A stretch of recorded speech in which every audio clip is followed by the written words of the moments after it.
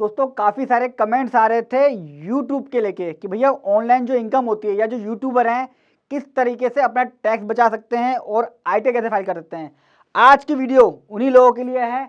और दोस्तों यहाँ पे बड़ा इंपॉर्टेंट पॉइंट है, मैं खुद एक चार्टर्ड अकाउंटेंट भी हूँ और एक यूट्यूबर भी हूँ, तो मुझे लगता है शायद मैं इस कंसेप्ट को आपको बहुत अच्छे तरीके से बता सकता हूँ।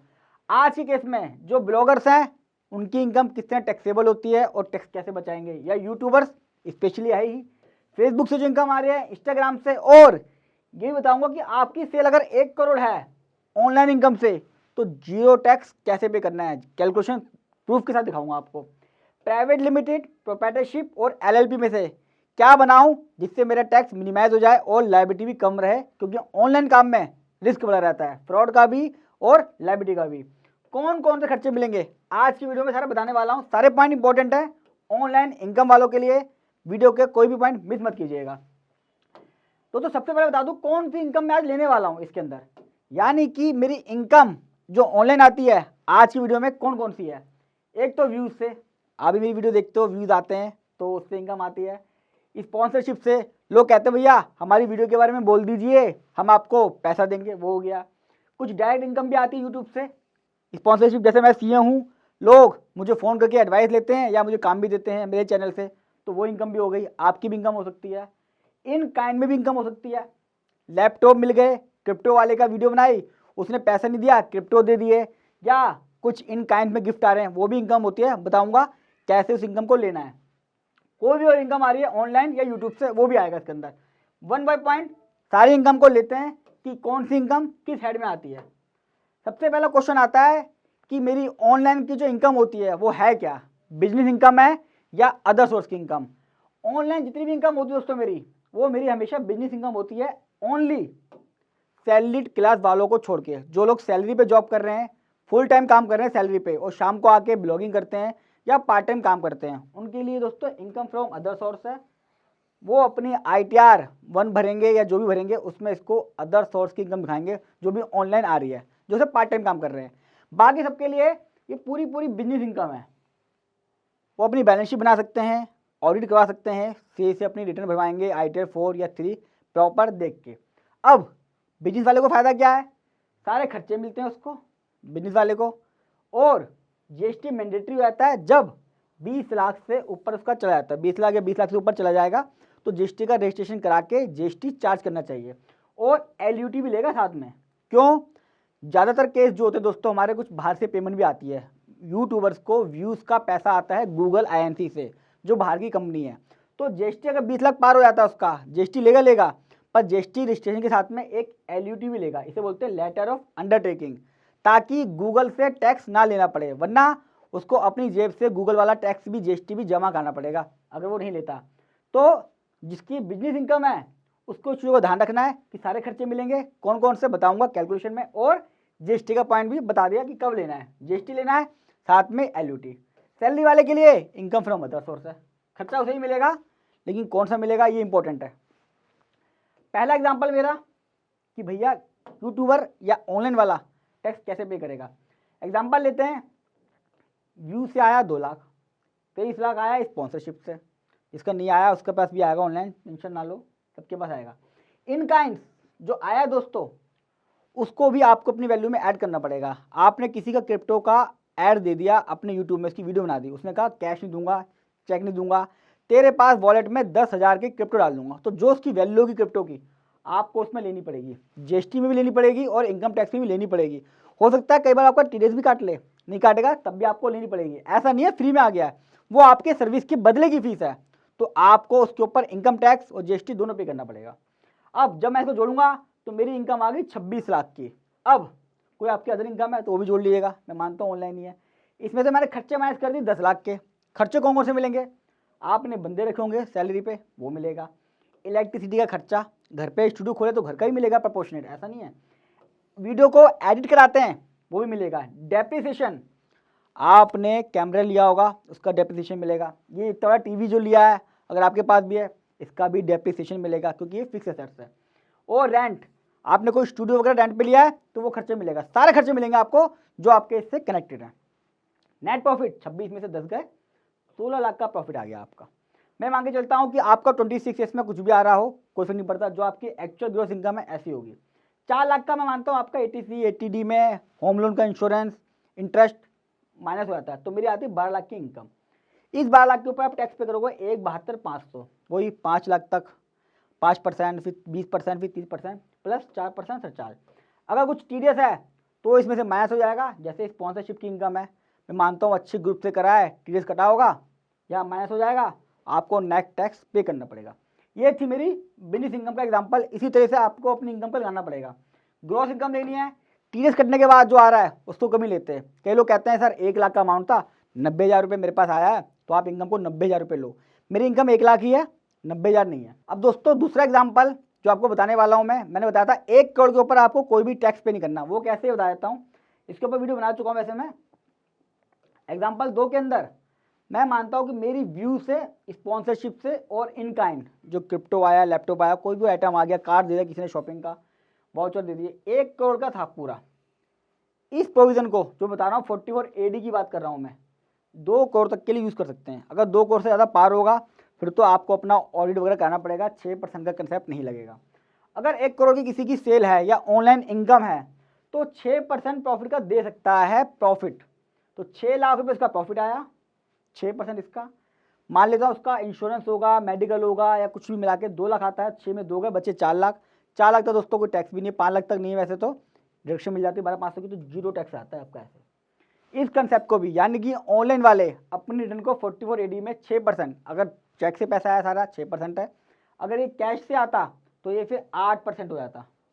इस तरीके से भी अपनी ITR भर सकते हैं, लेकिन इसमें थोड़ा सा कंसेप्ट होता है, तो मैं कहूँगा ITR खुद ना भर के किसी कंसल्टेंट से जरूर भरवाएं। समझ लीजिए कंसेप्ट को। लेकिन जितनी मेरी वीडियो है कंसेप्चुअल सब ठीक प्रैक्टिकल है, फिर भी मैं कहूँगा दोस्तों थोड़ा सा पैसा खर्च होता है, 4-5 हज़ार रुपये। अपनी बैंक स्टेटमेंट दिखाइए, एडवाइस लीजिए, प्रॉपर ITR भरवाइए सीए से। अब जो मैं कह रहा हूँ रेलिवेंट पेज है जो उसका, वो ये रहा दोस्तों। जो यूट्यूबर हैं या ऑनलाइन काम करते हैं, ये रहा। इसमें पूछता है वो ग्रॉस टर्नओवर कितनी है आपकी, या ग्रॉस रिसिप्ट भी आ गई। यहाँ पे आप दिखा देंगे 1 करोड़ की। फिर वो पूछता है चेक से आया पैसा आया है, यहाँ चेक से आया दोस्तों, यहाँ की बजाय यहाँ आएगा चेक से। हो सकता है 1 करोड़ में 50 लाख चेक से आया हो, 50 लाख कैश आया हो, तो 50 यहाँ आ जाएगा, 50 यहाँ आ जाएगा। अब वो पूछ रहा है 6% वाला है या 8% वाला। थोड़ा मोबाइल को बड़ा कर दीजिएगा और HD डेफिनेशन बढ़ा दीजिएगा मोबाइल की, ताकि साफ साफ दिख जाए। तो यहाँ पे जो कैश का होगा, कैश वाला पोर्शन यहाँ आ जाएगा, चेक वाला पोर्शन यहाँ आएगा। 6% दिखा दीजिए, 1 करोड़ का 6% 6 लाख। अगर 8% वाला है तो यहाँ पे 8 लाख आएगा। उस 8 लाख में से आपकी जो सेविंग वगैरह है वो माइनस करिए। उस तरीके से आप अपने टैक्स को 0 कर सकते हैं। दोस्तों दूसरा एग्जाम्पल मैंने जो लिया है वो है सैलरी वालों के लिए, यानी कि जो लोग सैलरी पे काम करते हैं उनकी हमेशा ही अदर सोर्स की इनकम होती है। एग्जाम्पल के लिए कैसे टैक्स लगेगा, व्यूज, स्पॉन्सरशिप और इन काइंड सारी मिला के उस व्यक्ति की 9 लाख की इनकम हुई है, इसमें से माइनस करेगा सारे खर्चे, सिर्फ और सिर्फ डेप्रीसिएशन ही मिलेगा। यानी कि कोई बंदा ब्लॉगिंग कर रहा है और ब्लॉगिंग में उन्होंने बाइक ले रखी है या उसका कैमरा भी है, तो उन दोनों का डेप्रीसिएशन का खर्चा नहीं मिलेगा। अगर बिजनेस इनकम होती उसमें मिलता, अदर सोर्स के केस में खर्चा नहीं मिलेगा। और डेप्रिसिएशन के अलावा ऐसा नहीं है कि मैंने 1 लाख का कैमरा लिया है तो 1 लाख का कैमरे का खर्चा भी मिल जाएगा, वो भी माइनस नहीं होगा, उसका कोई बेनिफिट नहीं मिलेगा। गलत है, सही है दोस्तों। इनकम टैक्स का प्रोविजन यही कहता है अदर सोर्स में डेप्रिसिएशन का खर्चा इस केस में नहीं मिलेगा। मैं मानता हूँ वो 3 लाख है, तो 9 लाख में से 3 लाख का मेरा खर्चा माइनस हुआ, 6 लाख की मेरी आ गई अदर सोर्स की इनकम। फिर सैलरी ऐड कर लूँ, मान के चलता हूँ सैलरी वाला बंदा है, 50,000 के साथ 6 लाख सैलरी बनी, यानी कि 6 और 3 6 और 6 12 लाख की उसकी इनकम हो गई। 6 लाख की अदर सोर्स की, 6 लाख सैलरी की, और 2 लाख ATC वगैरह में आती है, तो 12 लाख में 2 लाख गए, 10 लाख के ऊपर अपना वो टैक्स पे करेगा, जो भी कैलकुलेशन आएगी, और TDS का क्रेडिट ले लेगा। इस तरीके से जो सैलरी वाले हैं या जो पार्ट टाइम काम कर रहे हैं अपनी ITR को फाइल करेंगे। अब दोस्तों थोड़ी बात आती है as a chartered accountant tax planning क्या है। मैं खुद CA भी हूँ, यूट्यूबर भी हूँ, तो मैं अपने लिए टैक्स प्लानिंग क्या करता हूँ यूट्यूब के केस में और ऑनलाइन जो इनकम आ रही है उसके लिए। मैं चाहूँगा आप एक प्राइवेट लिमिटेड कंपनी जरूर बनाएं। क्या होता है इंडिविजुअल्स के केस में मैं अपने आप को सैलरी नहीं ले सकता, इसको लेके मैंने एक वीडियो बनाई थी कि अगर एक पार्टनरशिप में काम करें, प्रोप्राइटरशिप में काम करें या एक प्राइवेट लिमिटेड कंपनी में, सेम केस रहेगा, सेम इनकम सेम खर्चा, कितना टैक्स लगेगा डिस्क्रिप्शन बॉक्स में लिंक डाल दिया है। तो यहाँ पे क्या होगा, जब मैं अकेले काम कर रहा हूँ तो मैं प्रोप्राइटरशिप में अपने आप को सैलरी नहीं ले सकता, तो खर्चा मिलेगा नहीं। लेकिन प्राइवेट लिमिट में मैं अपने आप को भी सैलरी लूँगा, मेरी जो वाइफ है जो मेरी हेल्प करती है वो भी सैलरी लेगी, तो वो खर्चा मिलेगा। तो काफ़ी सारे टैक्सेशन के बेनिफिट मिल जाते हैं। मेरा मैक्सिमम पड़ेगा 30% का स्लैब, यहाँ पड़ेगा 25% का स्लैब, जो 25% है प्राइवेट लिमिट में टैक्स रेट है। जितनी भी इनकम है प्राइवेट लिमिट में लीजिए, जो खर्चे हैं सारे वो क्लेम करिए जैसे बिजनेस में लगते हैं, तो आपका काफ़ी टैक्स बच जाएगा। इसके लिए आप मेरे से फ़ोन कर लीजिएगा, मैं आपको प्रॉपर टैक्स प्लानिंग बता दूंगा ऑनलाइन वालों के लिए कि किस तरह से 100% करें। अब हर वीडियो में मेरी कुछ सीक्रेट एडवाइस आती है जो मैं अपने क्लाइंट्स को देता हूँ, या जब मैं इनकम टैक्स केस कराता हूँ इन सब चीज़ों की दिक्कतें आती हैं, तो वो मैंने इस वीडियो में भी डाल दिया है।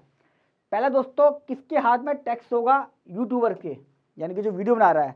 मेरा चैनल है तो क्या अपना बैंक अकाउंट में अपना लगाऊंगा, या इस महीने मैंने अपना लगा दिया, अगले महीने वाइफ का लगा दिया, उससे अगले महीने दोस्त का लगा दिया, अकाउंट नंबर चेंज होता रहता है। तो दोस्तों ये काम ना करें। कंपनी बना सकते हो, कंपनी का अकाउंट अटैच कर दिए, या आपका खुद का होना चाहिए जिसमें आप कंपनी में डायरेक्टर वो लगेगा या खुद का लगेगा। ऐसा नहीं टैक्स बचाने के लिए 6 महीने इसका लगा दिया अकाउंट, 6 महीने इसका लगा दिया। कौन यूट्यूबर है, वीडियो कौन बना रहा है, कौन उसका स्पॉन्सर है, इस चीज़ को देखना पड़ेगा। तो ध्यान रखिएगा, बैंक अकाउंट होल्डर जिसके अकाउंट में पैसा आ रहा है वो मालिक नहीं है, जो वीडियो बना रहा है वो मालिक है, वो टैक्स पे करेगा।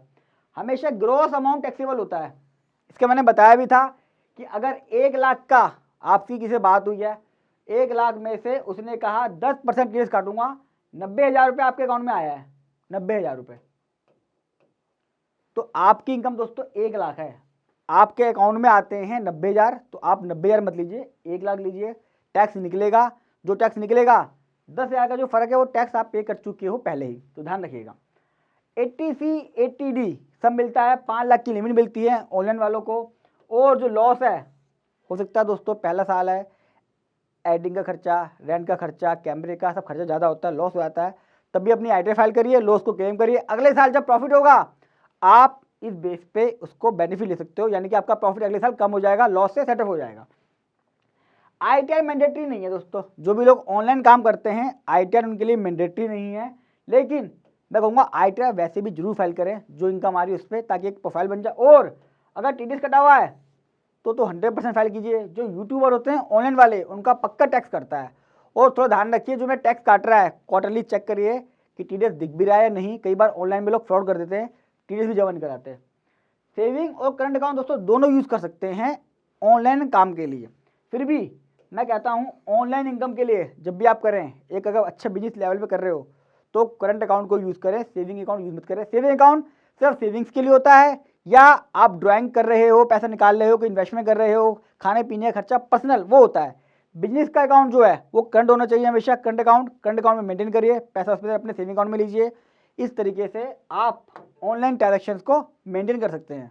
आशा करता हूं दोस्तों आपको टैक्सेशन के जो ऑनलाइन इनकम से रिलेटेड है, या यूट्यूबर है, या ब्लॉगर है, या फेसबुक वाला कोई भी इनकम आ रही है, सारे कंसेप्ट क्लियर हो गए होंगे। जीएसटी कब लेना है, इनकम टैक्स कब भरना है, टीडीएस का क्रेडिट कैसे लेना है, अदर सोर्स वाले कैसे इसको दिखाएंगे। वीडियो अच्छी लगी हो लाइक जरूर कीजिएगा। साथ में अगर फर्स्ट टाइम आ रहे हैं तो चैनल को सब्सक्राइब के साथ साथ ऑल बेल आइकन पे जरूर क्लिक कर दीजिएगा, ताकि जैसे ही मैं कोई वीडियो अपलोड करूँ टैक्सेशन पे और फाइनेंशियल एजुकेशन को लेके आपके पास एक नोटिफिकेशन आ जाए और आप मेरी कोई भी वीडियो मिस ना करें।